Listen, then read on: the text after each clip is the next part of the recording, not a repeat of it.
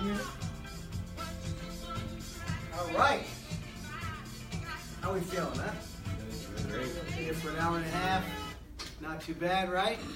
Feeling pretty good? Good stuff here so far? Good. We're going to get into the steps to the sale now. Okay, we're going to have fun with this. Remember, the car business, generally speaking, is all up here. It's whether you think you can or you think you can't. Henry Ford said it best. Whether you think you can or you think you can't, guess what? You're right. You're right. If you go into something thinking you can, you got a really good chance of achieving what you think you can, right or wrong. If you think you can't, might as well not even try. That's the reality. I know a lot of people here saying that the biggest school is great, right? But you can't look at the past failures, guys. We got to start looking at the future, okay? Know this, you're getting into a business right now that, well, you can achieve whatever you want to achieve. Don't have to have any kind of fancy degrees hanging on your wall. In fact, I got to be honest with you. I've, they got these psychologists and psychiatrists, right? Phil, can you help me hand these books out if you don't mind? Thank you. And psychologists and psychiatrists, man, they go to school for a long time, don't they? They got a piece of paper on the wall, and they deserve it. You know, they really know what they're doing. But being in sales for all these years, I got to tell you, I definitely got a pretty good degree.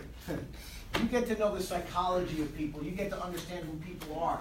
I get to understand the psychology of sales. And in my opinion, the psychology of sales is the most important thing you can learn, is people. It's people.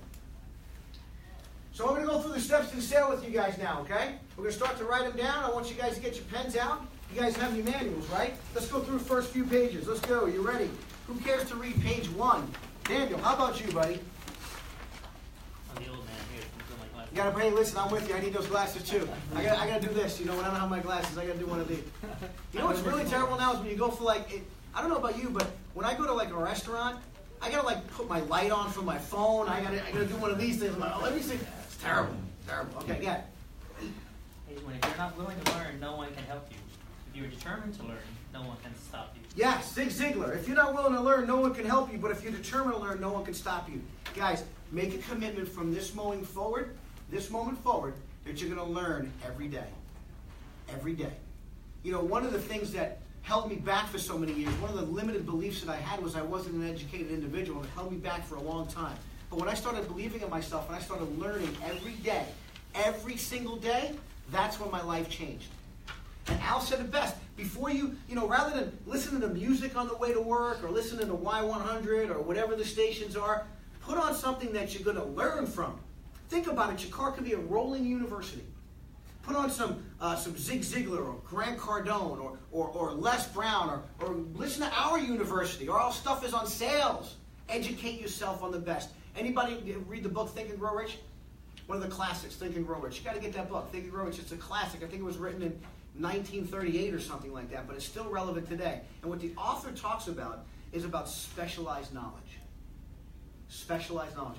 People become the wealthiest in the world because of specialized knowledge, not necessarily because of what they go to school for.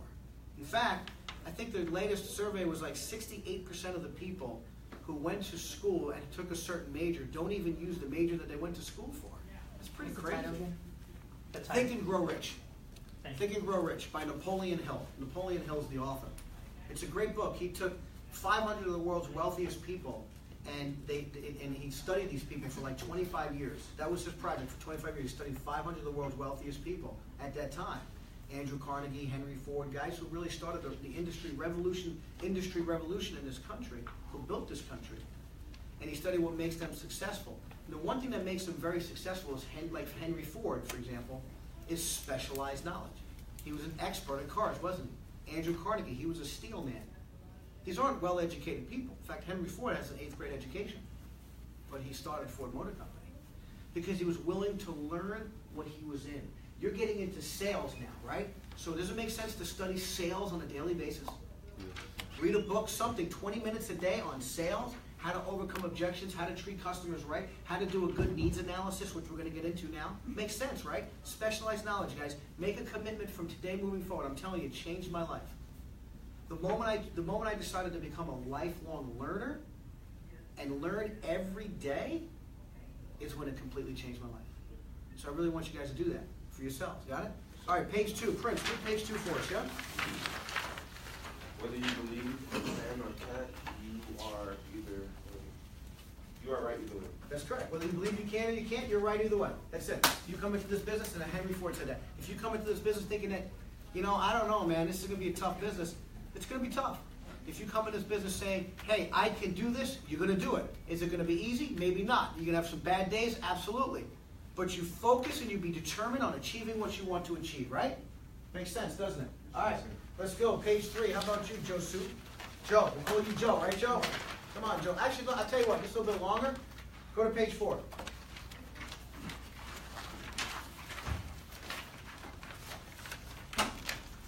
Fear. Read the first paragraph, page 4. One of the biggest obstacles a salesperson must overcome fear.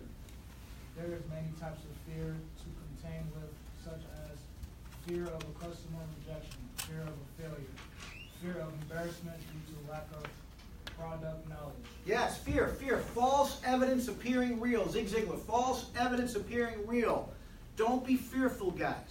And you're right, lack of product knowledge. You're going to run into this. It's going to be fun, especially when you're new in a business. A lot of times people are going to come in for a car. They're going to know more about it than you. That's a fact. But you're going to be the expert. And we're going to show you how you would actually sell that person who knows more about the car than you. Okay, I made a living doing that. I got to tell you.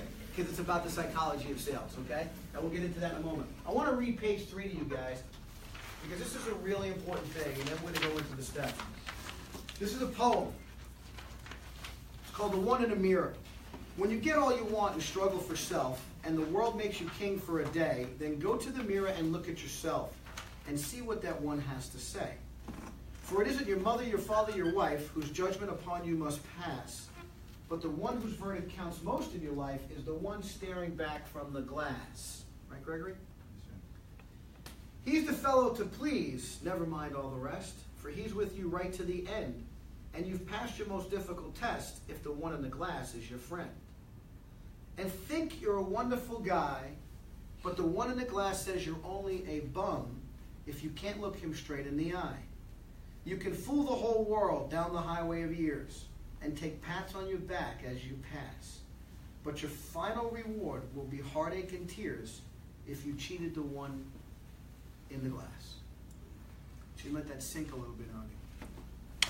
Because the truth is that the most important thing, or the most important person is you guys. Okay?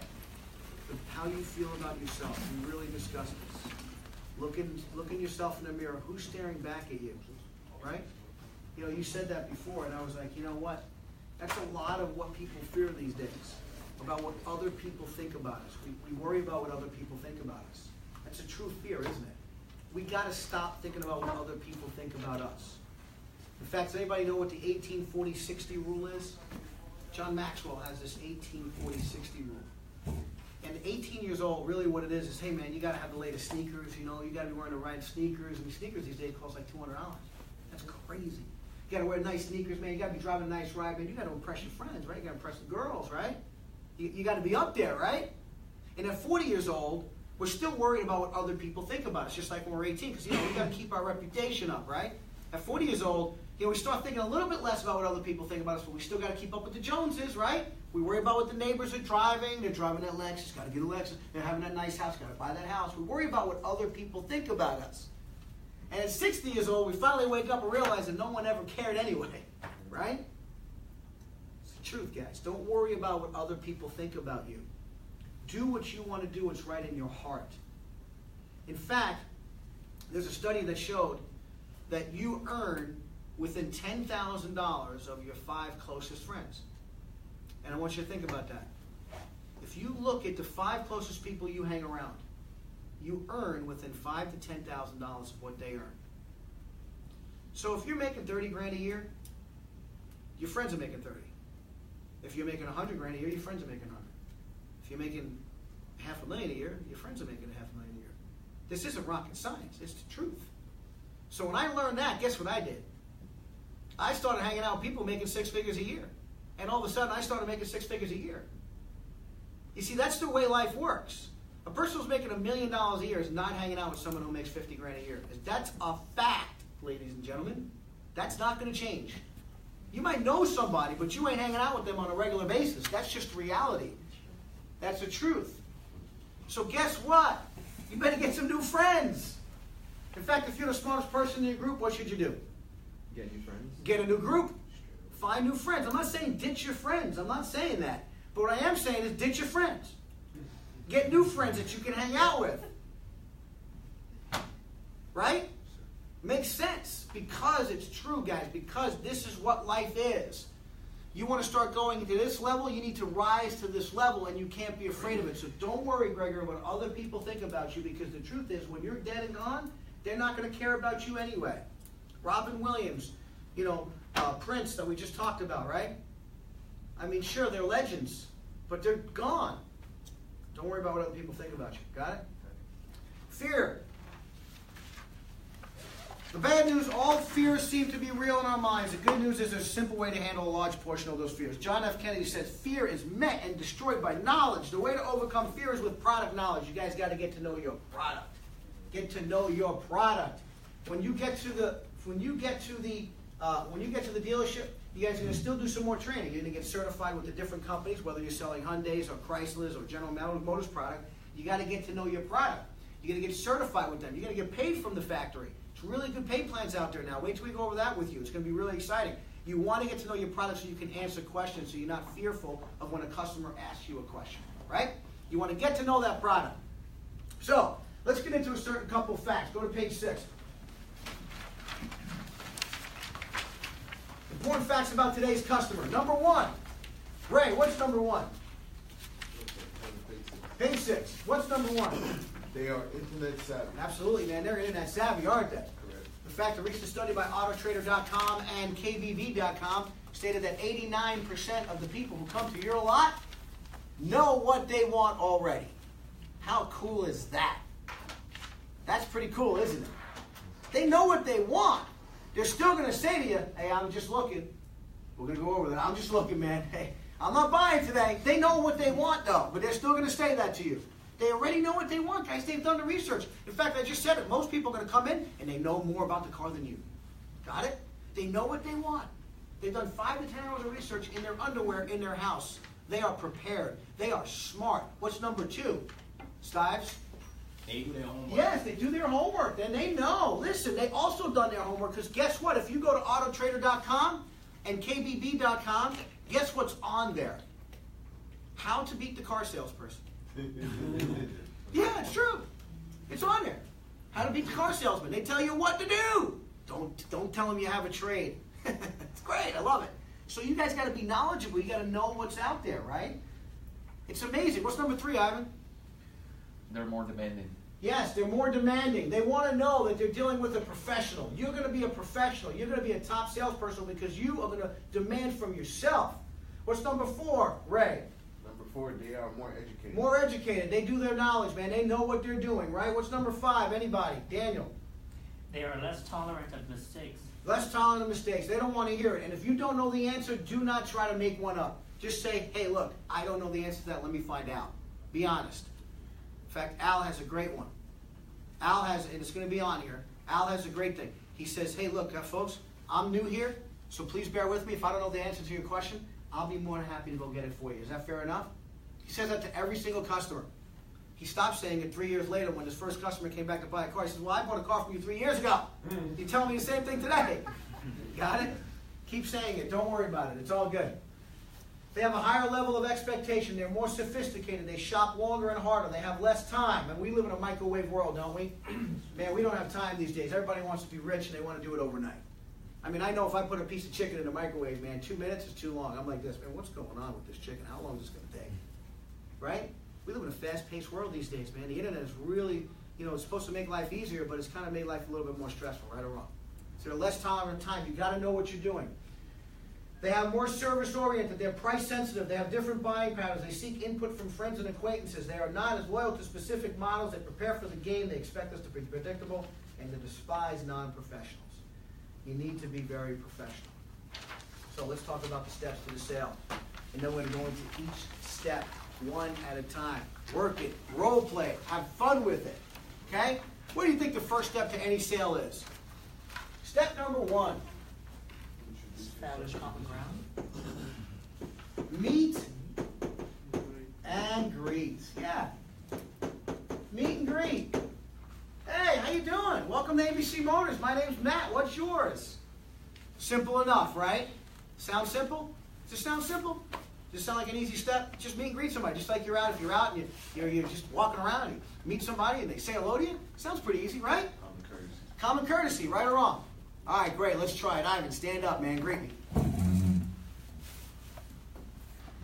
Brandon? Matt. Matt. Hey, man, how are you? Good. What are you looking for? How'd you know my name? Oh. Let's try it again. Come on, greet me, man. I'm just looking at the car, right? You gonna come up, greet me. Hey, man, how are you? Oh, hey, how'd What's you your know my name, man? Oh, man. That's tough. Okay.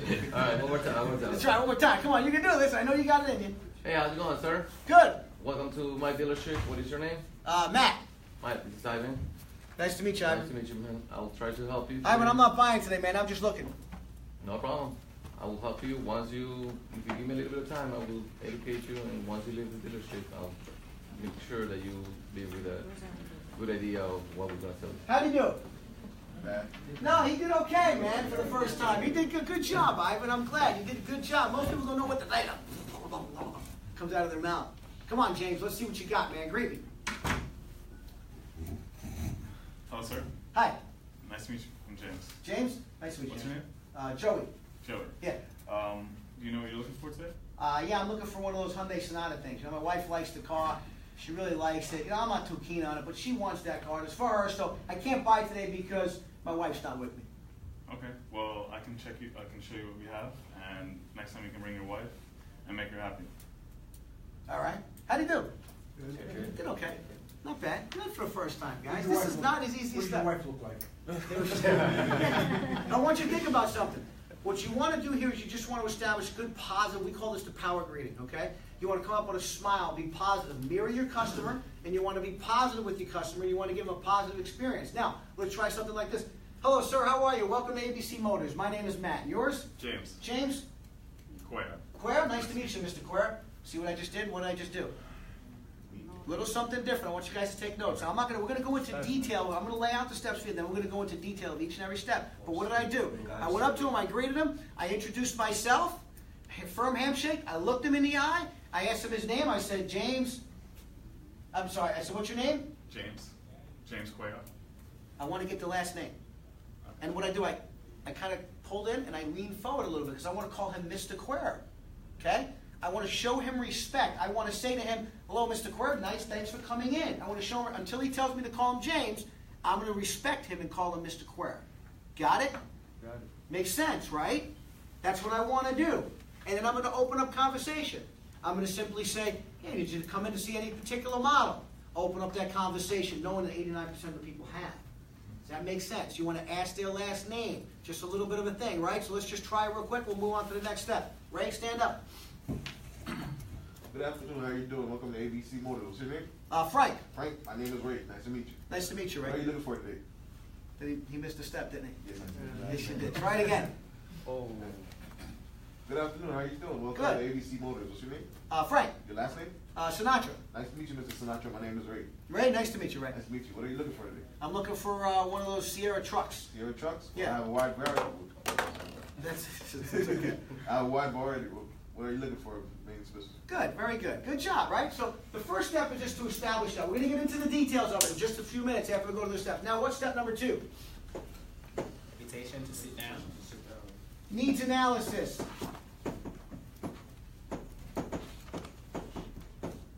Guest sheet. Interview. Whatever you want to call it. Okay, they're all the same. It doesn't matter what you call it. I personally call this, I want you to write this down, secret sauce. Secret sauce. Here's why. Step number 2, in my opinion, is what sets you aside from every other salesperson. Step number 2 is where you want to make a friend. That's another, and write that down, make a friend. Don't be all about business, man. Find out from the customer what they're doing. Just like if you're meeting somebody for the first time at a party, or if you're out watching a game at a sports bar or something, and you meet somebody, what do you normally do? You establish common ground, right? Start to make a friend. They start to establish a common ground. buy from people they like and they trust. They buy from people they like and trust. Let them know you're a regular person, right? Let them know that. Think about it. So, James, stand up for a second.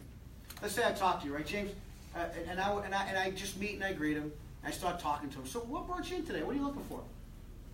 I'm looking for a BMW 5 Series. BMW 5 Series, very nice. Which 5 Series are you looking for? 535i. Nice car. We had a great selection. So now I'm going to get into who he is, right? I want to know why he wants to drive that 535 Series. Does that make sense? I want to know who he is, what he's done, what does he do for a living? Does he have a family? I might ask him. So where are you from, James? Jersey. Oh, you're from Jersey. Cool. Where in Jersey? Union City. Union City. I'm from Staten Island. Just right across the bridge over there, huh? We go back. I want to find out a little bit about him. I'm going to start to establish a friendship with him, right or wrong. Okay? I want to know if he has a family. You have a family, by the way? Yeah. Okay, cool. You married? No. Okay. You have kids? No. Okay. I want to find that kind of stuff out, right? This is where you make a friend. This is where you establish a rapport with the customer, where you're going to come. And by the way, step 2, they're going to tell you everything you need to know on how to sell them a car and also what objections are going to come out. They're going to say everything you need to know is going to be in step 2. This is the secret sauce, guys. If you become an expert at step 2, as we get into the details of it, you will become an expert at selling cars. You're going to find out what it takes to sell them a car, what's important to them, right? Who has young children here? Who was it that Al asked if you have a son? Who was it that asked? Okay, so Al asked if you have a child, right? What question did he ask you about your kid? Do you remember? How old? How old he was. How old he was, right? Well, how old is he, by the way? 11 months. 11 months old. Why did he ask that question, how old? Because he wants to know, because it's going to be important for him buying that car, right? So he's already thinking ahead. Step number 2, he's thinking ahead of what his presentation is going to be showing him, how the baby seat can go in, the safety features for the baby, the 11-year-old. He did not ask him the name, did he? No. Why doesn't he ask the name? That's not important. It's not important. It's kind of creepy, too. Okay? It's not important. What's important is that he has an 11-month-old child, which is very important to him. So that's really cool. You understand what I'm saying? So the secret sauce is step number 2. This is where you establish a rapport, and you should speak to the customer for the first 10 or 15 minutes about them and not even about the car. As much as you can about them and not about the car. Establish a friendship. People buy from who they like and trust, right or wrong. Step number 3 is what? It's in your book. Touch the desk. Or see the boss.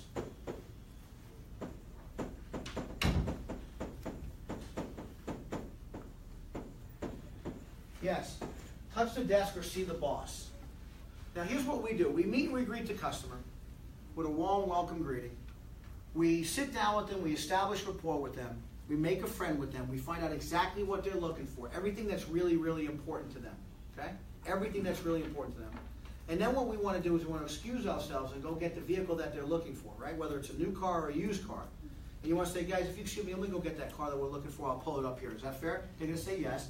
And then you go over to your boss, your manager, and you're going to touch the desk with them. They want to know where you're on the deal. Remember, your manager is your friend. They're there to help you make a car deal. They don't get paid unless you get paid, right?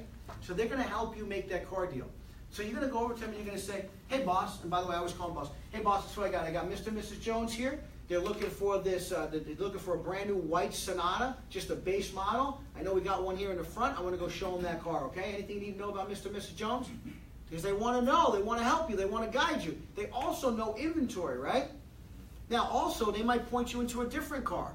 So, for example, let's say they came in for a white Sonata, I'm making it up, base model, and it's right. There's one that just came off the truck. Just came off the truck from the factory. There it is, right? They want to look at that car, but your boss may know of one that's sitting in the back for 6 months, that's been in inventory for 6 months. Same exact car, just a different VIN number. But hey, that one might have a special bonus on it because it's a little bit aged. It's in there stock 6 months. You might get paid a $300 bonus on that. You probably want to sell that one, right? It's the same car.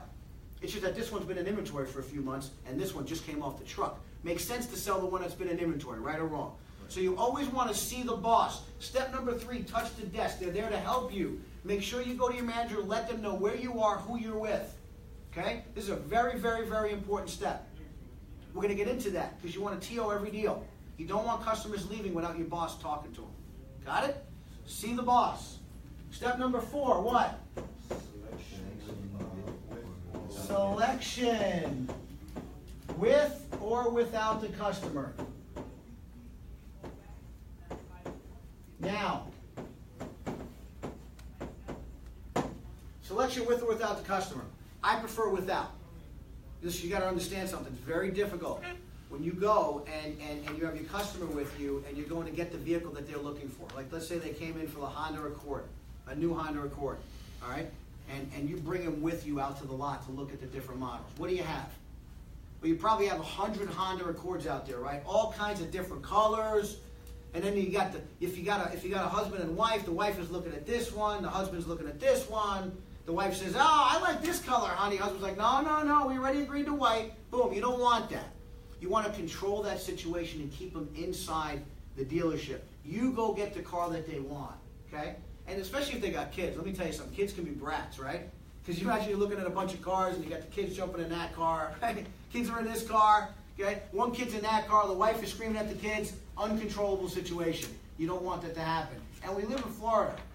So what happens a lot of times is, if you bring the customer with you to go get that vehicle that you're going to show them and present to them and test drive them in, you go into that and you got 2-3 cars deep. The one that they want is 3 cars deep. In other words, there's 2 cars in front of it, right? And all of a sudden you get into that car and you go to start that car, and what happens? Battery's dead? Battery's dead. God, that sucks. And it happens. Trust me. It happens a lot. You know, you live in Florida, man. The heat beats the cars up, especially if they've been there for a while. You don't want a customer experiencing that. The best customer experience you can have is when they're sitting in a controlled environment, in the air conditioning, after you gave them some water, you gave the kids some coloring books, and they're just simply waiting there for 5 minutes until you go get that car. Selection without the customer is the ideal situation. Does that make sense to you guys? Yes, sir. Okay, once you know what they want, you can go get the car and bring it up to them. And then when you bring it up to them, believe me, it's got AC cranking, a little low music going. It's all good. It's a very, very nice situation. Smells good, the whole 9 yards, right? Especially in the summertime. What happens if your customer goes into the car in the middle of the summer? Oof. If it's 100 degrees out, man, it's 130 degrees in that car. You don't want that. It's a negative experience, right? So what's step number 5? Yeah, presentation. Presentation and gull wing, right? Or butterfly. We call it butterfly, gull wing. Why? Because when you bring that car up for presentation, man, you got to give this 100%. You got to be excited. You got to be ready to go, man. You got to be ready to present. You're an actor and you're an actress and you're on stage. You're going to give it your 100%, man. You're going to show that customer you know everything about that car, what's important to them that they told you here. You're going to do a presentation about what's important to them, what they told you here. Got it?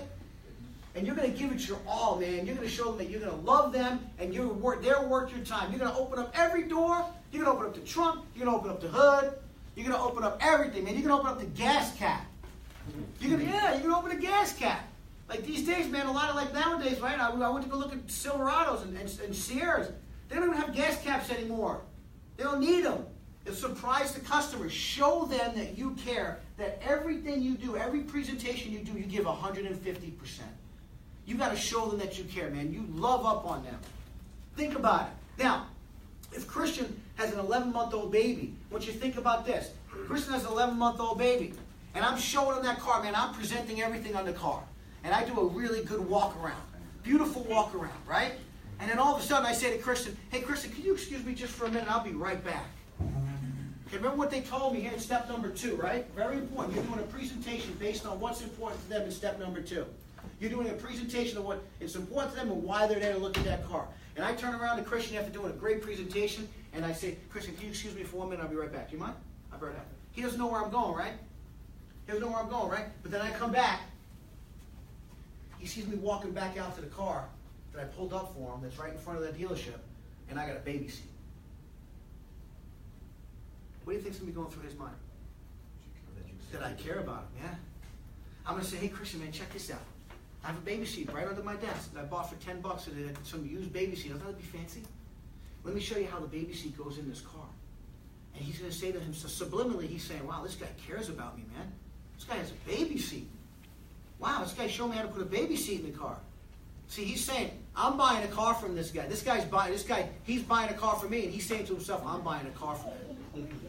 Got it? Can you imagine that? Have you ever seen that happen? No, I used to have a baby seat under my desk. Now, what about if the guy's wearing a Nike golf hat? In step number 2, you talk about, hey, what are your hobbies? He does golfing, right? He likes to golf, right? What happens if you say, excuse me? Hey, Bob, excuse me 1 second. I'll be right back. You mind? No. Yeah, sure. All of a sudden, you come walking out with a golf bag. And you put the golf bag in the trunk and you say, hey, Bob, you can fit 5 golf bags in there. It's pretty cool for you and your friends when you go golfing, isn't it? Psychologically, you're telling him he's buying a car from you today. Because you're doing an incredible presentation, man. You're not going to stop here. Don't be like the average car salesman that just doesn't show him a presentation. Open up every door. Open up that hood, man. Open up that trunk. Open up that gas cap. You give it 150%. Show them that you love them and you care about them. And you're going to show them why they need to buy a car. And they're going to buy a car from you. Don't give up on this step. Even if it's hot out or if it's cold out. Make sure you do this step. Does that make sense? This is where you're showing your skills, man. Number 6. Step number 6. What is step number 6? Yeah, demo drive. Demo drive, test drive, whatever you want to call it. Yes, demo drive. You're going to go on a drive for this car. Now, you should drive it off the lot. Okay? You always should drive the car off the lot. A lot of times people just say, here, drive it off the lot. And, just think about it. Most dealerships are positioned on pretty busy highways, right? They're busy on Federal Highway, State Road 7, or different highways. You got a customer driving off the lot. If it's a new car, it could be $30,000, $40,000, $50,000, whatever it may be. And they're going to make that right turn to go off the lot. And there's a bunch of cars coming. They're not used to that car. Make them feel comfortable, guys. You want to go on a demo drive. You want to make sure that they feel comfortable in this demo drive. Now, there's a couple of points I want to make here about a demo drive. On the demo drive, how long should you take a demo drive for? Less than 20 minutes. Less than 10 minutes. No less than 20 minutes. My opinion. And hey, if they tell you in step number 2 that they're going to be using their car for highway driving, maybe they're traveling salesmen, maybe they do a lot of driving, where should you take them? On the highway. Let them feel the car, man. They're going to buy this thing. Let them drive it. Most salespeople say, yeah, just go down the block, make a U-turn, and come on back, and then pull back into the dealership. No! Don't do that. Let them feel it, man. They're making a big purchase.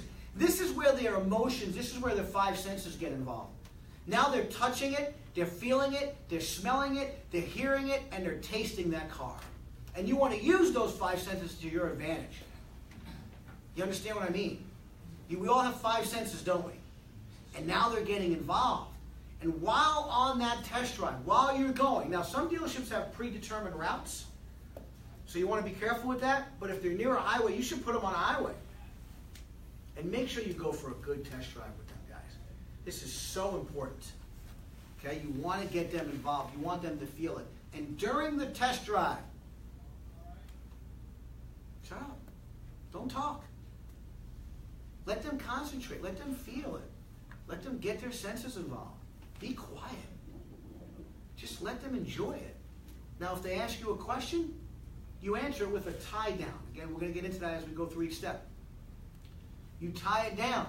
Or if they make a statement, like, Daniel, man, this car drives really good, Daniel.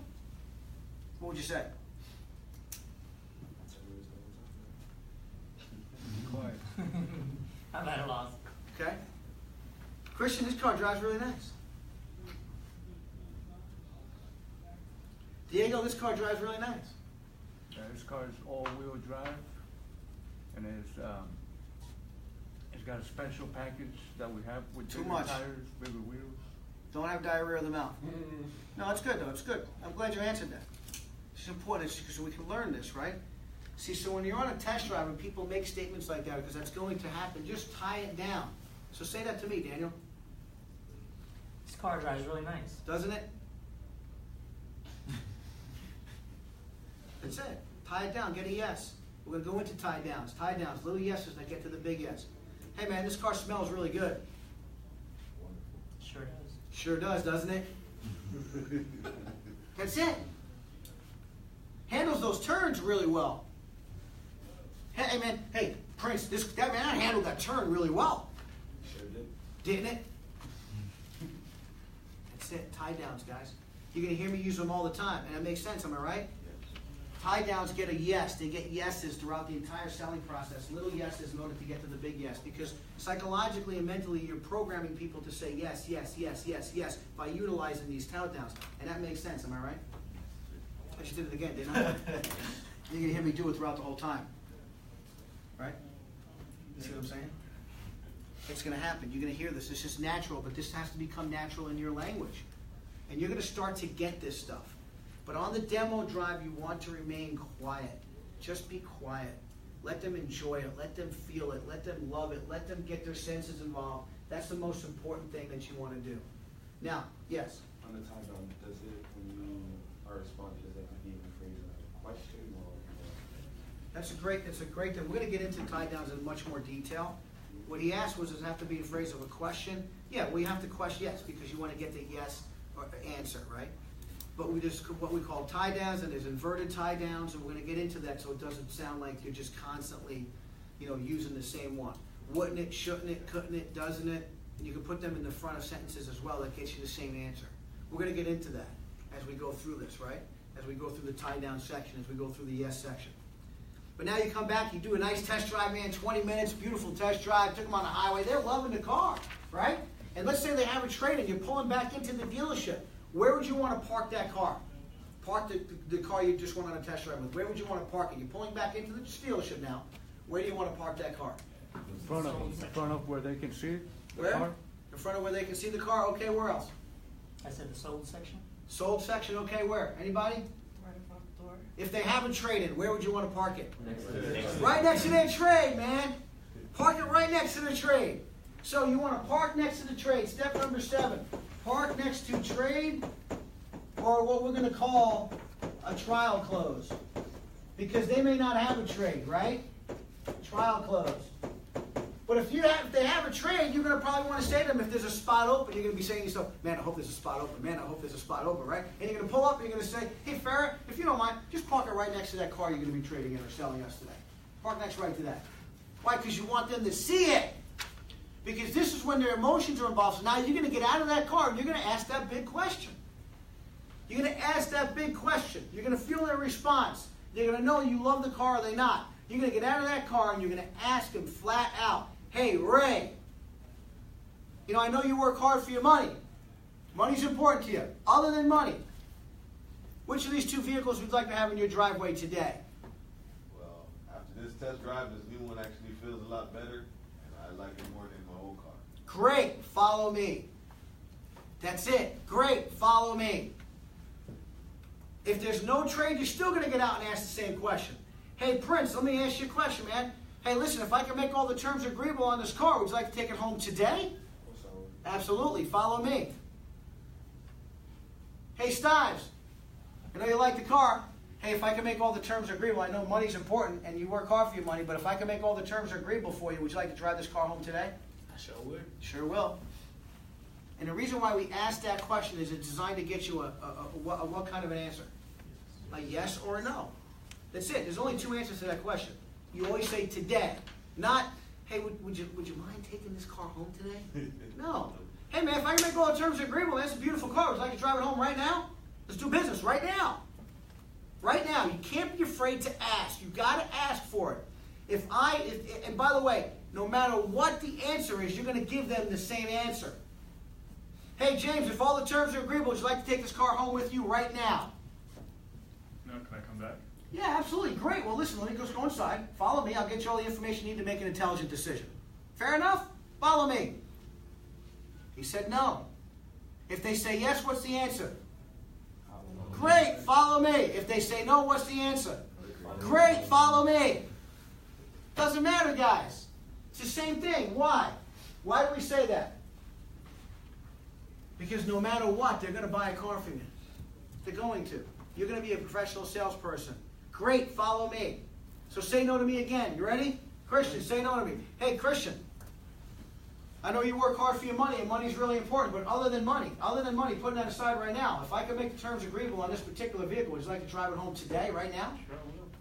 No, say no. No, sure will. So if he says sure will, what do you say? Great, follow me. If he says no, I got to think about it. Say no, I got to think about it. Hey, Jay, No, Christian, if I blah, blah, blah, blah, blah. No, I gotta think about it. Gotta consult it with my wife. Well, that's great. I can appreciate that, man. Happy wife, happy life, right? Oh, Let me yeah. get you all the information for you to make an intelligent decision. Fair enough? Perfect. Follow me. Because guess what I'm going to do? I'm going to sell him a car. I'm going to overcome that objection. I know 2 objections. You got to think about it. His wife's not here. I'm ready prepared for it. We're going to go through a whole section of overcoming objections. But when you trial close, it's very important. You have to park next to the trade if you can and trial close. Now, you want to do what the dealership says. Each dealership is different. If they want you to park, Danny, like you said, next to the sold line, well, then you want to park in the sold line. It's up to the dealer. Listen to your manager, okay? But you want to ask the business flat out right now, today, do you want to take it home? This is it, yes or no? Give me an answer. Because they can only give you a yes or a no. And either way, the answer is... Great, follow me. Come on, one time. The answer is? Great, follow me. That's it. The best 2 words in the car business is? Great, follow me. Great, follow me. Good job, guys. That's it. Because now you're going to want to get them in. You're going to want to say, okay, great, follow me. And you're going to walk away, and guess what they're going to do? Follow you. They're going to follow you. Okay? Now, if they have a trade, what do you want to do next? Discuss prices about the trade. Now, I want to say this to you. You do a trade walk, an appraisal, okay? We're going to go into each step here, okay? So don't worry about it. We're going to have plenty of time to go into each step. Now, some dealerships want to do the trade walk immediately. They want you to do a trade walk up in step number 2, okay? You just got to reverse it a little bit. But trade walk, you want to do a trade walk immediately because guess what? Everybody who comes in with a trade, and you think they research how much their trade is worth? Yes. Absolutely. They've all been to Auto Trader, they've all been to KBB, and they all gave them numbers what the car is worth based on some wholesale numbers. Every single one of them.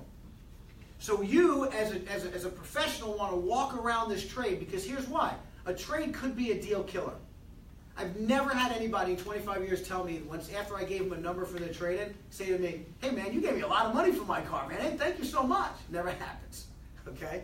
They all think that they're not getting enough for the car. Right or wrong? Come on, you love your car. You're emotional about your car. You think your car's worth more than it really is. And frankly, we're in business to make a profit, so we're going to try to take it in at a wholesale number, right? So we can turn around, recondition it, and sell it. Okay? That's a fact. And we want to be honest with people and tell them that. So we don't want to just not tell them that. They're going to know. We're going to go through this. But if you do a trade walk, which is really cool, because what you do is basically, you take, you find out about their trade, what year they got, and then you start walking around the trade. So you start to point out certain defects, and what that does is that kind of devalues it a little bit. So you're walking around the trade, right, and you touch the bumper. I like to do what we call a silent trade walk. Al does like a verbal trade walk, but I like to do silent trade walk because the stuff that comes out of people's mouths are so funny. Like you go and you touch just go. There's a scratch. You go like this, and then you say, "Yeah, man, my daughter. Can you believe it? She was in a Publix parking lot. Came home with that." Oh. You go over to that ding in the car, you go like this. Just look at him like that with that weird eye. And they go, yeah, my wife, man, that happened last week, man. She really pissed me off. Just be quiet. But you know what that's really doing? Every time you touch that scratch, what is it doing in the customer's mind? Devaluing it. $150. Ding. Ugh, it's 100. You go and touch those tires. Yeah, I know, I need new tires. Yeah, you say you need new tires. What is that really saying to you? $800. And you go around the car and you do the same thing the whole time. Right? The whole time. And then right before you go in the car, you want to get in the car too, right? Because you want to make sure the AC is working, there's no dashboard lights on the dashboard, right? And you say to the customer, before you get in the car, you ask for permission. Hey, Mr. Customer, you mind if I just go in your car and just go inside? No, no problem, go ahead. All right, great. Go inside the car. And you turn it on. And if the AC is not working, you say to them something like this. And again, we're going to go into details. So I'm going through this quick, but I just want to get through the steps before lunch. Then we'll go into each step. You'll say, hey, is there a trick to putting on the air conditioning? And then they're going to show and say, oh, no, man, that AC went out last month. Oh, okay, cool. What does that say to you? What is that customer saying now, right? What does it say to your customer? $700. Got it? If there's a service engine light on, you want to say to them, hey, this service engine light is on. Is there anything particular? Did you get that checked out? Okay, if they say they didn't, they probably did. But you know what? If you really think about it, that service engine light, most people think that's a major problem, right? Yeah. I mean, if you think about it, service engine light comes on. Most people think it's a major problem. Oh, they don't even want to know. That's why they're trading their car. Truth is, it's probably just a gas cap. Yep. It's the truth. But it could be like, yeah, no, I didn't get it checked out. Oh, What's it saying? $800. Meanwhile, it's probably just a gas cap. You understand what I mean? So that trade walk is vitally important, guys. You have to do a trade walk. This will make you money. We're going to spend some time on this. This will make you money. Because the more you know about cars, the more money you're going to make. And the trade walk is vitally important because people love their cars. And you can justify why you're giving them a certain amount of money of cars that we go into on the steps to the sale. Okay? What's step number 9?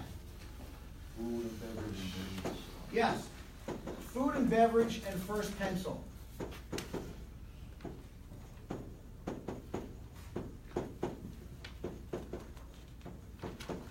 Food and beverage and first pencil, okay?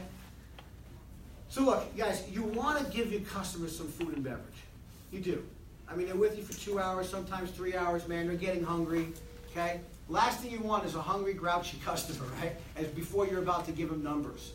So you want to make sure they have a little bit of food, maybe a snack. Some dealerships actually have, like, restaurants in them now. But you want to make sure they got popcorn. Al's famous for popcorn.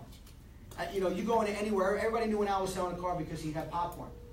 So you want to give them something to eat, something they can nosh on so that they're not hungry, right? How many of us, I know I am, but when I'm hungry, I kind of get grouchy. Right. You don't want that. You want to give them some water, keep them hydrated. You want to give them some food, keep them, you know, at least not starving. Because if they're aggravated, you don't want that situation right before you give them the first pencil. You're going to come back because you're going to say, here's some water, here's some food, here's some, you know, whatever it is, chocolate bars, whatever. I'll be back in a few minutes. I want to go get you some numbers, okay?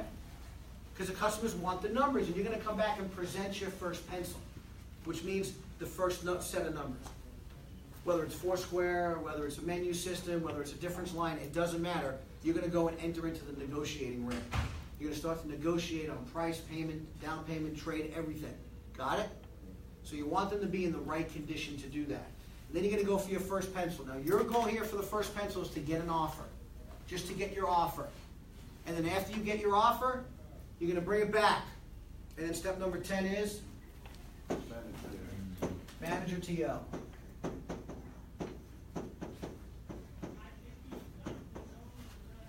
Manager TO. Your manager's going to come in and TO the deal for you and close it up for you. So again, you got the 10 steps to the sale. This is the 10 steps to any sale. It doesn't matter what you're selling, actually. This is the 10 steps to the sale. Okay?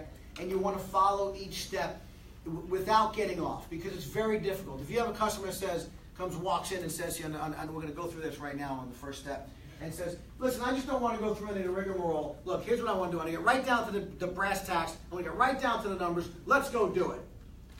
And if you say, okay, and you go from step 1 down to step number 8, you're skipping all the whole important steps. Making a friend. They're just getting down to the brass tacks. You don't want to do that. Can you go from step 8 back to step number 2? No, you can't. And that's going to happen to you. You're going to have people that meet and greet you, and you're going to say, let's get right to it. I don't want to test drive. I don't want to look at it. This is the car I want. I want to get some numbers right now. Hey, what do you say? 2 words? Great, follow me. Great, follow me.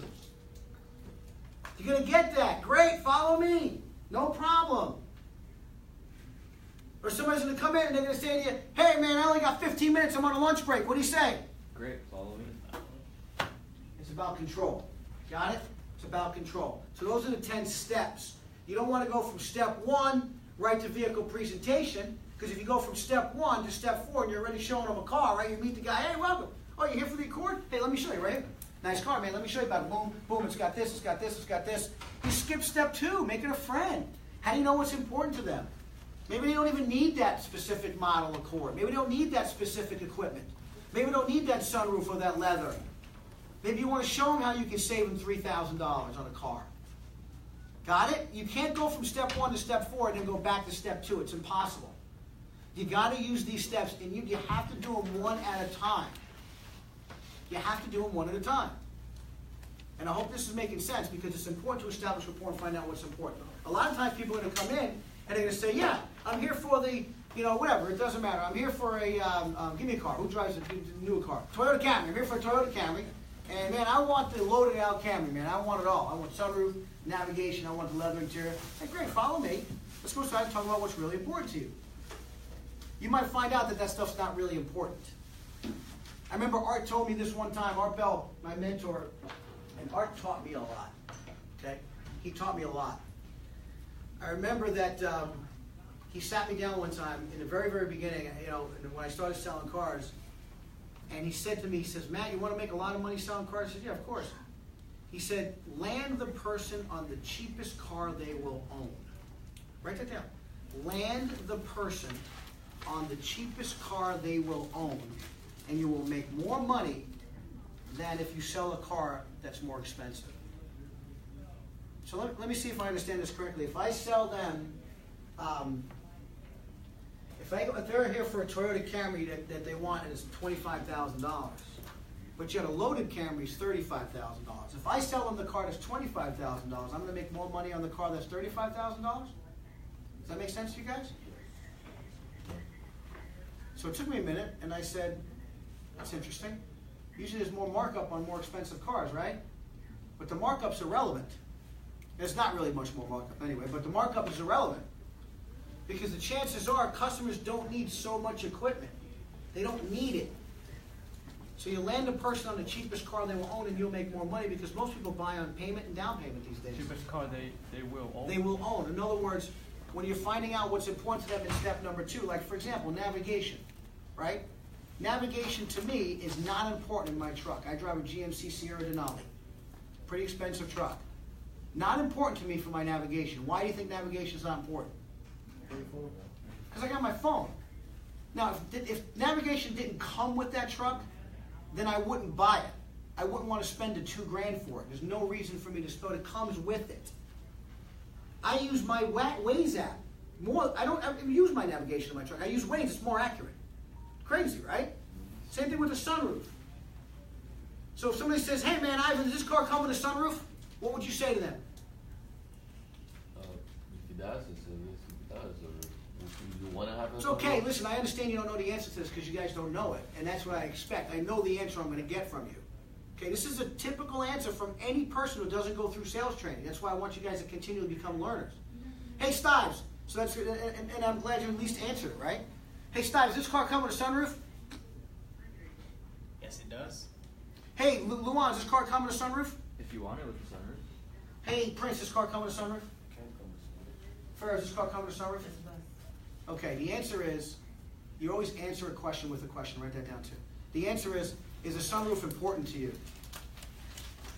Because if it's not, they're going to say, no, it's not important to me. Okay, great. Now you know they don't need a sunroof. See, people are just going to say something because they don't know what to say to you anyway. You got it? Hey, does this car come with a sunroof? If a bad salesman will say, yeah, man, and they'll show them a car with a sunroof. Meanwhile, sunroofs are really not important to somebody. You understand what I mean? And you're showing somebody a $750 option that's not important to them. They just said it. So always answer a question with a question to find out what's important to the customer. See, as a salesperson, you want to do the right thing by your customer all the time, and you want to save them as much money as possible. I want you to understand that. You want to save your customer as much money as possible by finding out what's important to them and just selling them that. You don't need to sell a customer a fully loaded car if they don't want it. Don't sell them a fully loaded car if they don't want it. In fact, guess what? When you're negotiating that fully loaded car and they've already figured out their budget, where's it going to come? If you make a deal, where's that going to come from? The price of the car.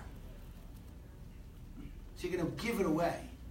Okay, we're going to get into those details a little bit later so you have a more full understanding. But let's go back to step number 1.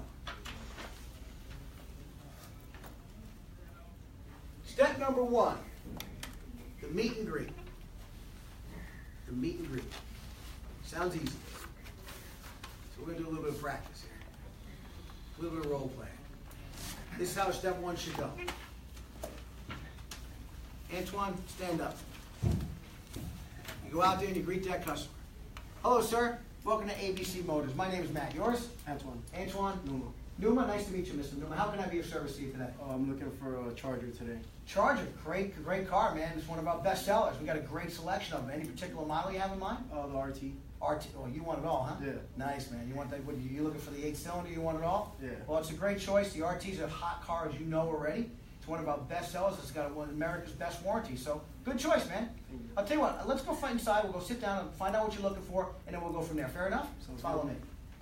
And then walk away. That's it. Walk. Why are we doing that? You want to get control of the situation. You want to greet them in a professional manner. Okay, you want to make sure that you find out what they're looking for. He knows what he wants. Maybe make a little bit of small talk. Follow me. Simple, because now you're going to bridge into step number 2, which is to make a friend. Okay? Was that okay? Was that a lot? Was that pressure in any way? Anything? No pressure, right? Made him feel well. I welcomed him, right? I greeted him with a firm handshake. I got his last name. What did I call him by? His last I name. called him by his last name. I showed him respect, right? Asked him what he's looking for. Tell him he's looking for a charger. Great. Was I positive? What did I say? Great selection, man. Hot seller. We got a great selection of America's best warranty. You want to be positive. Don't be like the typical salesperson. Some people actually try to switch it this time. It's really crazy. But you want to do that. Was I always positive, 100%? And then I said, follow me, and I walked away. Why do you want to make sure you say follow me and walk away? So they follow you. So they follow you. Most people are going to follow you. If they don't, then you turn around and you're about 25 feet away and you say, hey, come on, follow me, man. Let's go inside. It's really hot outside. I'll get you some water and I can go find a car tomorrow. I got plenty inside as well. They're going to follow you. Right? So let's do this. Ready? Who wants to go first? Who wants to volunteer? As a salesperson. All right, come on, man. Let's go, Antoine. See, I like it. Let's do it. Hello, sir. How are you doing today? My name is Antoine. Welcome to ABC Motors. Nice to meet you, Antoine. What's your name? Frank. Frank. Sinatra. What are you looking for, Frank? Mr. Sinatra. It's okay. It's all right. No big deal. Hey, I'm looking for a charger. You know, my wife wants that charger, man. Oh, that's a great car. I see you have a good taste, and she has a good taste, too. Yeah. It's one of our best sellers. What specific model are you looking for? I want that RT. She wants it all, man. Oh, I hear you, man. That's one of the best cars. I have actually one of my favorites. Let's see our inventory. Follow me. Okay. He did okay, right? Don't think too much, guys. Don't think too much. Now, here's a question on the greet. No one ever gets this question. Now, if anyone gets this question, I'm going to give you $10. I don't have $10, but I have to get it for lunch. Because no one ever gets it. So, you're going to get some objections in the greeting, aren't you? For example, my wife, right? My wife's not here. And I'm not buying a car without my wife. Or husband, vice versa, right?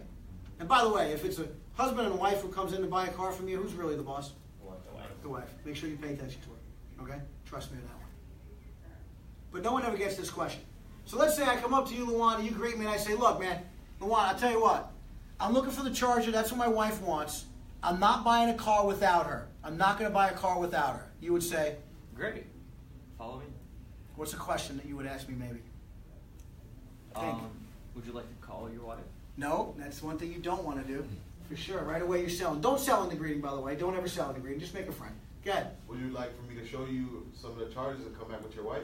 No. But good answer, but that's not the answer. Come on, anybody? Come on, I'll be Diego. happy to assist you with all the information to make a correct, well-informed decision. No, but good stuff. Go ahead, come on, Ivan. Do you know what she likes? Yeah, I know what she likes. She's my wife. I know what she really likes. You know what I'm saying? No, but good answer. You sound like a smart man. Happy wife, happy life. Anything I can interest you in the meantime? No. Come on, man. You want to make your wife happy, don't you? Yeah, well, I don't make her happy, all right? No? Anybody? Anybody else? What's your wife's name? Oh, I owe man $10. Good job. The first one who ever got it. I owe him $10. Good job. You got $10 coming at lunchtime, man. What's her name? Because now you personalize it to her. Now watch this. Let's role play. Let's go. I'll be the salesperson. James, you tell me I'm not buying a car without my wife. Hey, welcome to ABC Motors, sir. My name is Matt. Yours? James. Cuellar. Nice to meet you, Mr. Cuellar. How can I be of service to you today? I'm looking to buy a car, but I'm not really interested in buying today without my wife. Hey, listen, I can appreciate that. Happy wife, happy life. What's your wife's name, by the way? Jessica. Jessica, great. What model is Jessica interested in? A Charger. Oh, great. And she's been doing some research on the Chargers? Yeah. Great. And that's what you and Jessica want? Yes. Awesome. I'm referring to her in the third party, aren't I? Now, he already says he's off the hook. It's Jessica. Got it? Now, I'm referring to Jessica. Now I know Jessica's name. This is great stuff, guys. This is really important to understand that. I can't tell you how many times people came on my lot and said, I'm not buying a car without my husband, or I'm not buying a car without my wife. And guess what? 3 hours later, they're driving off that lot. Okay? It just happens. It's typical. Okay? Because they've already done the research, guys. You got to understand, they've already done it. They've already done it. And I say something like, as I'm bringing up conversation and I'm making friends, I say, so why is Jessica so the lucky lady? Would you just recently get one? Yeah. Oh yeah, what'd you get? BMW. Oh, BMW, nice. Which one? 5 Series. So you better make sure she's happy, right? Yeah. Now, by the way, I want you to understand something. Every question I ask, everything I do in selling has a purpose. I don't just ask a question because they hear my voice. I'm asking those questions for a very specific person. Why do you think I just asked them about, on the greeting, why do you think I just asked about why is Jessica the lucky lady? Because I want to know if he bought a car recently, right? Because he just got his BMW. I'm going to ask, when did he get it? When did you get yours? Last week. Last week. So guess what? Jessica's getting her car today. She's not going to know because I'm going to have a bow on it because he's going to drive it home. After I'm going to be closing him back in step number 8, and I'm going to say, listen, by the way, why don't you surprise Jessica with this? You don't really need to call her, do you? You understand what I'm saying? Everything I do has a purpose. Every question I ask has a reason why I'm asking that question. You understand what I mean, guys? It's very important you understand that. Hey, Al, James got it. I owe him $10. James got the question. I'm not buying. I got to talk to my wife. He said. What's her name? What's her wife's name? Huh? Not too shabby, buddy. Good job. I owe him $10. What's your wife's name? Start talking to her about it's her, because the truth is it might not be for her, right? See, people are going to do that because they don't know what to say. So that's a really, really good job because you got that. That's a really, really, really good job. Okay, you ready, Joe Sue? Joe, you ready? Come on, man, greet me. Big smile. Let's do it. Greet me. Hello, sir. I'm Joe Sue. Your name? Joey. Joey. Butterfuco. Butterfuco. Nice to meet you. What are you looking for today? I'm looking for the Charger. Charger with kind? I want the RT Charger. Hands out of the pocket. Remember, you got to be free, man. Be free. You got a nice shirt on. Yeah, you look good. Come on, man. Just show it up, man. You're good, right? You play basketball. You can tell, right? Yeah. Yeah, I told you. I know. All right, be free. Say, yeah, I'm looking for that RT Charger, but look, I'm not buying today. I want to go shop 3 different places, and whoever gives me the best price, that's where I'm going to go buy that car. It's okay. Follow me. How do you do? Good. A little more enthusiasm. You want to say, hey, great, no problem. Thanks for shopping with me first. You guys got the sheet, right? Did you guys all bring your sheet back? What does it say on there? We gave you this as homework, right? We gave you word tracks because we want you guys to learn this. Now you want to inherit it and put it into your other places. Hey, great. No problem. Thanks for shopping with me first. I really appreciate that. That's what you want to do. You want to take their guard down. There's good at times you're going to see people that say, hey, man, I'm not buying today. I'm going to go shop 3 different places. What does it say, Ray? Read it. Okay, read it. Excellent. Thank you for shopping with us first. When you leave today, you will have plenty of information to make a well-informed decision. Let's get you some information that will speed things up for you. Okay? Now, you can take all that. That's a word track. So what does that mean? Is take it, inherit it, and make it your own. Hey, great, man. Thanks for shopping here. I really appreciate you shopping with us first. My job is to get you all the information for you to make the right decision. How's that? Does that sound fair to you? Great. Follow me. Is that professional? Think about it. Daniel, say to me, I got to go shop 3 different places on the grading. Hello, sir. Welcome to ABC Motors. My name is Matt. Yours? Daniel. Daniel. Borrego. Borrego? Nice to meet you, Mr. Borrego. How can I be of service to you today? I'm actually looking for a vehicle today. Okay. For my wife, so. For your wife. Awesome. Okay, great. Now tell me about 3 different places. I've looked already at 3 different places, so stopping by today and see what you have available. Awesome. Great. What's your wife's name, by the way? Kathy. Kathy? Well, good. Good for Kathy. Congratulations for Kathy. What is Kathy looking for today? She's looking for 4 Taurus. 4 Taurus. Right, it's a great choice. Great selection of 4 Taurus. It's a great product. Have you driven any before? No, I myself haven't. Okay, great. Well, listen, I really appreciate you shopping here first. I'm assuming that he said 3 places since we're trying to do that role play, right? I really appreciate you shopping with us first. My job is to get you all the necessary information for you so that you can make an intelligent decision with you and your wife together. Is that fair? Awesome. Follow me. Is that pressure? Am I selling anything? I'm not selling anything. Finding out about his wife, finding about her name. He's going to shop. Great. Let me get you all the information that you need. Follow me. That's it. I'm not buying today. I'm going to go shop 3 different places, and I got my wife. Great. No problem. Follow me. Okay? Antoine, come on. No, you already did it, right? Stives, come on, man. Greet me. See what you got. Good morning, sir. How are you doing today? I am great, thank you. Welcome to my Lamborghini. How can I be of Wow, assistance? what? Which store am I at? What store am I at? Miami Lamborghini. Miami Lamborghini. Boy, this guy's got some big vision already, right? Let's make believe I'm not buying a Lamborghini, okay? Let's make sure of that, all right? But that's pretty good, though. I like it. I like it. Okay, greet me. Good morning, sir. How are you doing today? My Good. name is Stives. Stives? Nice to meet you, Welcome Stives. to Miami Lamborghini. I may have your assistance today. Well, I'm looking for not a Lamborghini, but I'm looking for a Honda Accord. Yeah, I'll be more than happy to assist you with that. Might I ask with whom do I have the pleasure of speaking today? Joe Joe? Smith. Joe Smith. Yeah, Or but Mr. you missed Smith? it, you see? See what he did? Okay, you want to get that name right away. Okay? This is what I'm saying. It's not that easy if you think about it. It's really not. Right, Gregory? Stand up. Greet me. Come on, man. I want to see you come out, man. You come out of your shell. Come on, buddy. Do it. Good morning, sir. Hi. How you doing today? Nice to meet you. What's your name? Joe. Joe Smith. How you doing today, Mr. Smith? Nice to What meet you. are Good. looking for? I'm looking for a Honda Accord. Don't be so stiff, man. Loosen up, brother. You're good. You're good, man. Don't worry about it. You're in a safe place, man. Don't be doing all kinds of stuff like this. They're going to eat you up if you do. Okay? Dad, greet me. Come on. Okay. How you doing? Good. How you doing? What's your name? Joe Smith. Joe Smith. Okay. How you doing, Mr. Smith? Yeah. I'm looking for GMC Sierra. GMC Sierra. Well, I have a lot of variety of GMC Sierras, and I would like to show you. All right. Have a seat. He's too stiff. You need to loosen up. You got to come in. We're going to work with you. You got to come out of your shell. Have fun with this, guys. This isn't hard work. You got to have fun with this. Just like if you meet somebody for the first time, okay? Think about it. We got mostly guys in here, right? Let's say you're at a bar, you're watching a sports bar, you're watching a game, you got a pretty girl over there. What do you do? What do you do? Yeah, you meet and greet her, right? First step is what? Meet and greet. Hey, how you doing? Hey, my name's Matt. What's yours? Ray. Hey, Ray. No, well, I'm not that kind of guy. Let's just say, all right? Let's just, hey, nothing wrong with that, okay? Nothing wrong with that. But let's just say you meet and greet her, right? You know, you're not going to be like this, right? You don't want to do that. You want to be loose. Be yourself. That's the car business, man. Be yourself. You got to have fun with this. Don't put too much pressure on yourselves. Be yourself. It's the same thing. So you meet and greet the girl. Then what do? No, you're going to step number 2, right? You're going to step number 2. You make a friend. See, this works in life too. Go to step number 2. Make a friend, right? Start talking about it, making a friend, doing a needs analysis, what she's looking for, why you're here, blah blah blah, doing all that kind of stuff. Then number 3. What's step number 3? See the boss. Well, in this case, you're with a couple of friends. You're probably going to go back to your friend and say, hey, Luan, listen, man, I just met this girl named Kathy. I'm going to spend some time with her, all right? So you're on your own, buddy. See you. And what's step number 4? Selection. Well, you already did that. You selected her. She selected you, right? What's step number 5? Presentation. Right now you're presenting her. She's presenting to you. You're presenting to her. Okay? You find out why all this good stuff is, right? What's step number 6? Well, you probably don't want to do that yet.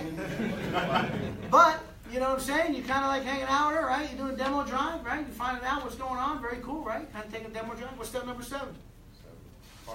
Trial close, yeah. Trial close. You ask the question, maybe get her phone number or something like that, right? So it all works. Loosen up, guys. Okay? This isn't rocket science. I don't want you starting to think about it. Now, it comes out of my mouth, it comes out of Al's mouth very easily because we've been doing this for 25 years, right or wrong. So, we know what to say and how to act. It comes with time. It comes with practice. It comes with a lot of practice and a lot of time. So, we gave you these things because you're going to get these on the greeting. You're going to get these objections on the greeting. I'm just looking. Again, if I'm just looking, Diego, I'm just looking, Diego. I'm not buying today. What would you say? What's the 2 best words, guys? Great, follow me. So what would you say? Great, follow me. I'll be more than happy to assist you with all the informed information for you to make a smart decision. Okay, you did a good job, but you just gotta make it a little smoother, right? Say, great, listen, no problem, man. I appreciate you looking here.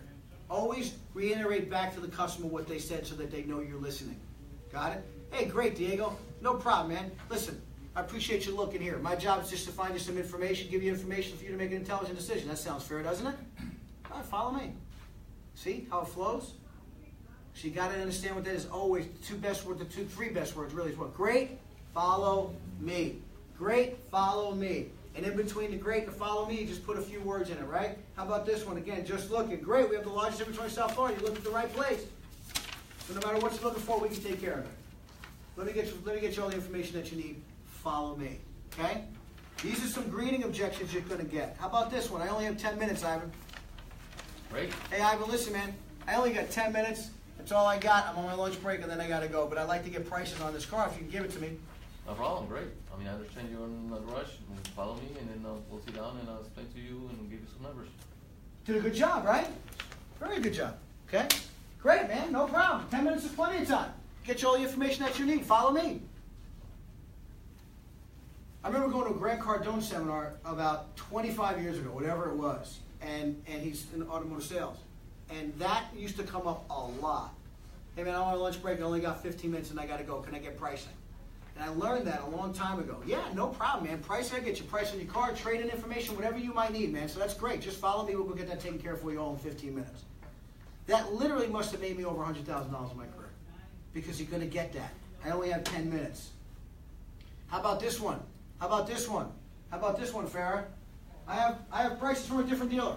Well, Farrah, look, here's the thing. I want to look at that Sonata, but I just wanted to let you know I have prices from a different dealer. What would you say? Oh, great. Follow me. Let's see how we could, match up to the prices you have, or You're trying to cheat, aren't you? or get you something that's even better at prices. Okay, all right. So listen, great, no problem. Listen, I appreciate you got prices. That makes sense to me. And listen, do me a favor, keep those prices to yourself. Is that okay, James?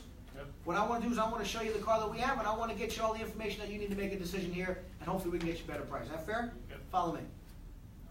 Keep those prices to yourself. It's not fair to me, no. What did they say it? What's that? What did they say it? Like, Great, and that's it. They say it, so give me a number. So tell me, you want a Roleplay? 3,000. Oh yeah, that's great. Listen, that's great. Listen, sounds like a good price. I'll tell you what, my job is to find out information for you as much as I can get you, and see if I can beat that price. Follow me. Even if they say the price. Hey, I buy this car 30 grand at the other place. They're just lying anyway. It's the truth. Hate to say it. Most of the time they do. Most of the time they're just saying that because that's what they read in the book on how to beat the car sales. Well, it's the truth, guys. I want you to know that's the truth. And by the way, it is on Auto Trader. I'll show it to you. Yes. I guess that for me, and this might be a part of what both of you were saying from the beginning, is to let go of the past. Is that in the past, we've always heard that you go to a dealership and the salesman will not let you go until they sell you a car. Mm. So these responses and what we're seeing here is that it's okay, or is it okay in the beginning because the steps are coming to actually get them to buy the vehicle that day? Yeah. These are the objections that you're going to hear on the greeting. And see, from your experience, so what you're saying is that you always thought that a salesman's not going to let you leave. We live in America. You can go do whatever you want. Or even your boss would get upset with you if you let the customer walk out the dealership. Right. Well, the boss will get upset with you if you let the customer walk out of the dealership without letting the boss know. For sure. We're going to get into that. That's called TOing. That's a whole other section we're going to talk about. They will. If you let them leave without TOing it or touching the desk with the boss, that you don't want to do. But a salesperson, look, you're going to not sell every car. I'm sorry, you're going to not sell. That doesn't make sense, right? You're not going to sell every car. Am I right or wrong? But what this is, learning how to say and what to say will allow you to have a very high closing ratio and make a lot more money than the average salesperson.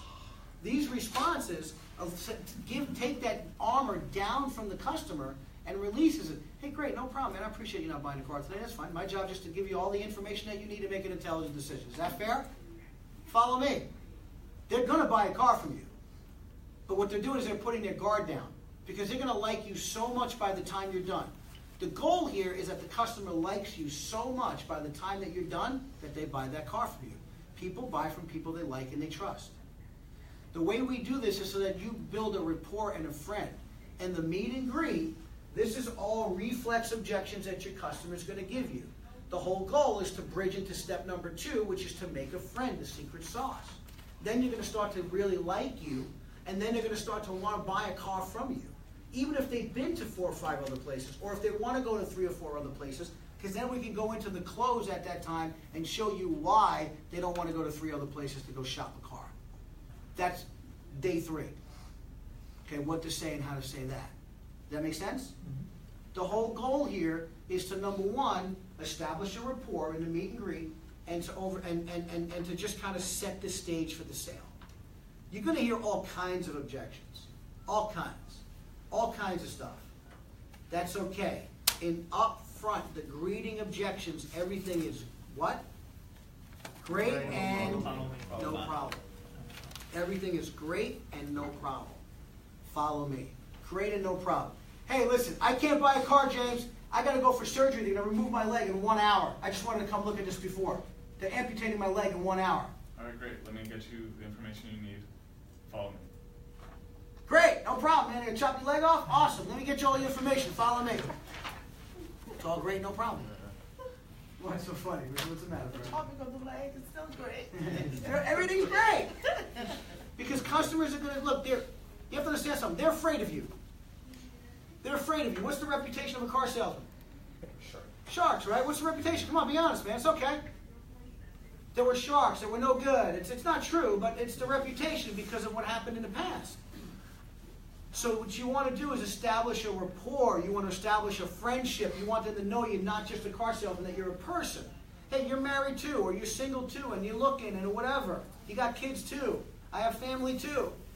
They want to buy from people that they like, and that's the key to the car business, because people will keep coming back from you. When we talk about people like Steve Harrington that sell 100 a month, or Tommy that sell 20 or 30 a month, we talk about that because they've established a rapport with their customers. And now what happens is they're in a unique situation, and that situation is very simple. They don't have to worry about a customer coming on the lot. People call them for a car. Because why? They like and they trust them. And when that happens, it's a whole new game.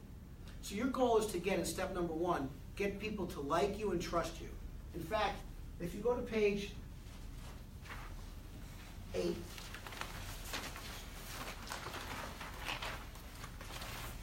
what does that say, Diego? Every customer you meet will mentally ask themselves these 4 questions about you. Yes. What's the 4 questions, Prince? Can I trust him or her? Yeah, can I trust him or her? Eye contact. Can I trust you? That's what they're asking. What about number 2, Stives? Is he, she committed to excellence? Yeah, is he or she committed to their career? They're going to ask that question to themselves. They're not going to flat out ask you, right? How about you, Gregory, number 3? Do they care about me as a person? Do they care about me as a person? Yes, they're asking these questions. You see, you got to build rapport here. What about step number 4, Joe? Can I believe him or her? Yeah, so can they trust you? Are you committed to excellence? Do they care? Do you care about them? And can they believe you? All within 90 seconds. In 90 seconds, if you can break down that barrier, you've got a very good chance of selling them a car. You have a very good chance of selling them a car. Step 1, the meet and the greet. Step 1, make a friend. Because that's why they throw these questions at you, throw these reflex objections at you in the greeting, because they don't know what else to say to you. You know, hey, I'm not buying today. I got to go shop 3 different places. My wife's not with me. My husband's not with me. I got to be out of here in 15 minutes. These are all common things that you're going to hear. And it's not true. A lot of them is not true. It's just that they don't know what to say. It's not that people are bad, it's just that they don't know what to say to you. And they know that, you know, you're there to sell them a car. And there's nothing wrong with letting them know you're there to sell them a car, especially when you're building a friend. They know you get paid on commission. They know that. And all those bullshit ads that you see about car salesmen doesn't get paid on commission, that's crap too, because they do. Even if they get a salary, they still get bonuses and stuff like that when they hit certain numbers. It's crap. It's just ads. You know what I mean? Does that make sense? All right. So look, it's going to be close to lunchtime. We're going to go through more meet and greet when we get back, of course. We're going to start to do all that stuff. Go to page 9. Luan, read the 6 steps to tools for greeting. Enthusiasm, appreciation, promptness in greeting the customer, proper body language, your first words you never say. Yes. Okay? Do you trust car salespeople? Well, neither do I. Give me 5% of trust and I'll earn the 95%. Some of them are going to come up and they're going to be kind of mean to you when you greet them. Some of them might even say to you, hey, Luan, man, look, you know what? I don't trust you. I don't trust car salesmen. I have bad experiences, man. I had a bad experience in the past. So I just want you to know, I don't trust you. What would you say? Great. Well, I understand you've had bad experiences before, but I'll make sure you leave here with the best possible experience. Okay, you did pretty good, right? Not bad. But some people don't know how to handle that. You want to say to them, you probably don't want to say great at that time. but you probably want to say, hey, listen, no problem, man. I get it. You had a bad experience elsewhere, right? Listen, I understand 100%. My job is to very simply get you all the information that you need to make an intelligent decision. keep as little as time as possible so you're not here all day, and get you the best pricing I could. Is that fair to you? Good, great, follow me. And then take control of that. And then let's go, and then what you're doing is you're taking down that barrier. Okay, you're taking down that barrier. Because a lot of people, they're not going to trust you. You got to understand that from previous experiences. How many people have bought cars here before? Okay. And how many new cars? How many people bought new cars? Okay. How were you treated, Daniel? Honestly, if it was good, it's good. Very good. Good. Where'd you buy? Mercedes for London. Okay, Mercedes Fort Lauderdale. Do you remember the salesperson's name? No. Wow. Isn't that terrible? And he even got treated good. Would you go back there to buy a car again? Yes. And it's a shame. Can you imagine that he just think about this. I wouldn't know who to look for. He wouldn't know who to look for. That's a bad salesperson. I mean, he might have treated you right, but that's a bad salesperson. That's horrible. And I guess my experience was because of what I wanted, not necessarily the salesperson.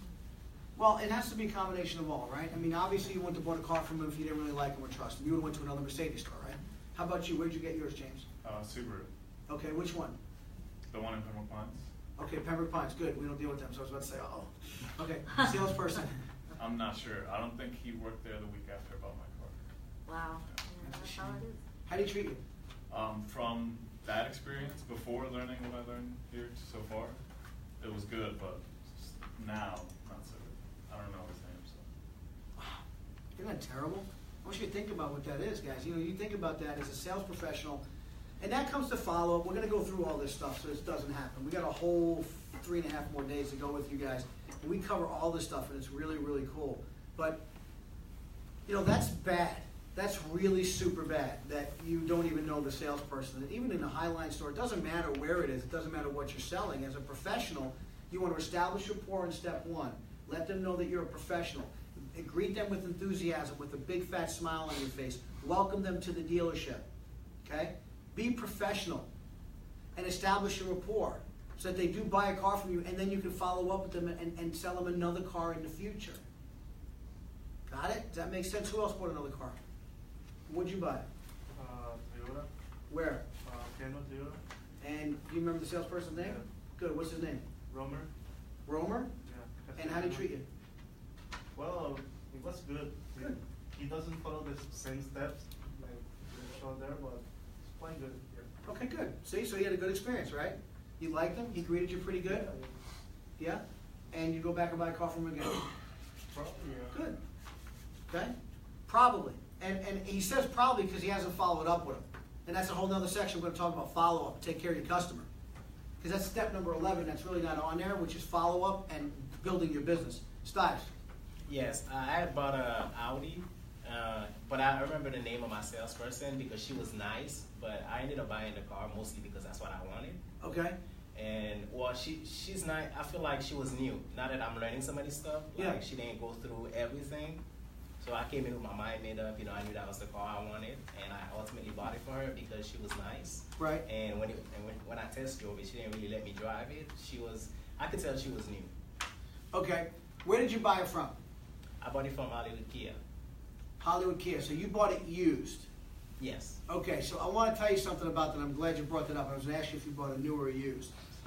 Just so you know, when people come in looking for a specific used car, it's probably the car that they want.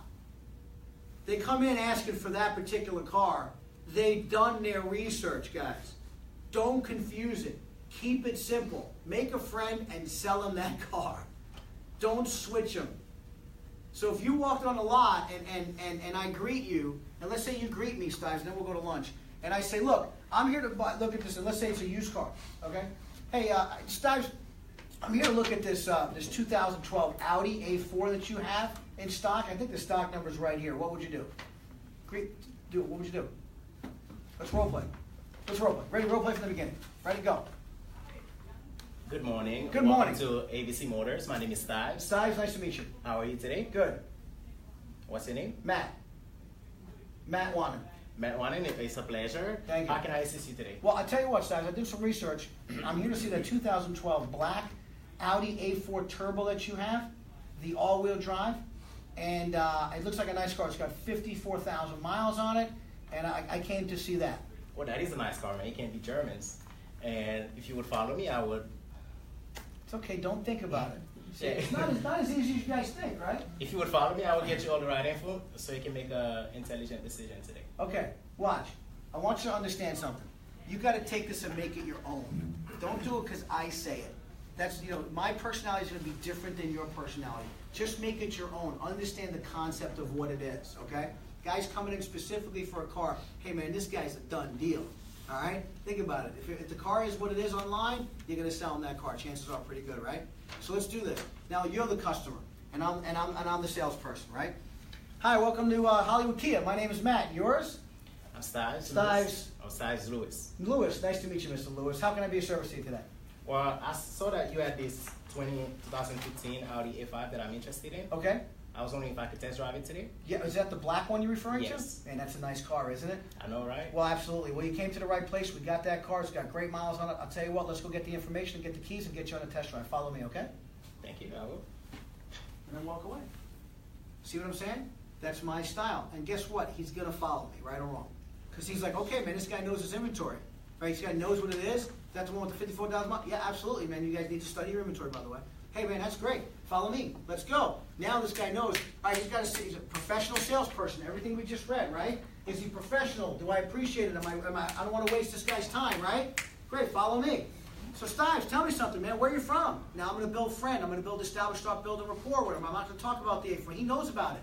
He knows about the car. He's done research on it. He found it. He knows about it. He's already looked at it for an hour. He looked at the 60 pictures already. He knows about the details. He knows more about that car than I do. I don't even need to talk about the car. I need to make a friend with him. That's all. That's all I care about. Making a friend with him. Guy knows what he wants. So I bridge right into step number 2. I'm making a friend. Where are you from? What do you do? Surprise. What do you do for a living? Customer service representative. Oh, cool. Customer service. Where's that at? Are we role playing or? Yeah, we're role playing. Go. We're role playing. Customer service where? In Margate. Oh, in Margate. What company you work for? I work for Global Response. Global Response. Oh, that's a big company. It's out there on State Road 7. Am I right? Yes. Oh, yeah. Very nice. Yeah, it's a big company. I think they recently moved there a few years ago, right? Yes, they Yeah, did. it's a good company. Why did I ask those questions, though? Why do you think I asked him what he did for a living and where he worked? A couple of questions here, reasons why, guys. I'm not going to get into this. We're going to skip this in a minute, but I'm going to get into more detail. But here I'm building a rapport. Remember what I said before, that everything I do, every question I ask has a purpose. He came in for the A5, and he knows exactly what he wants. I'm going to find it to him. Now I'm asking him about him. I'm making a friend. Talking about Global Response. He works for Global Response. He's a customer service representative, right? Now, what do I know about him now? How long have you been there?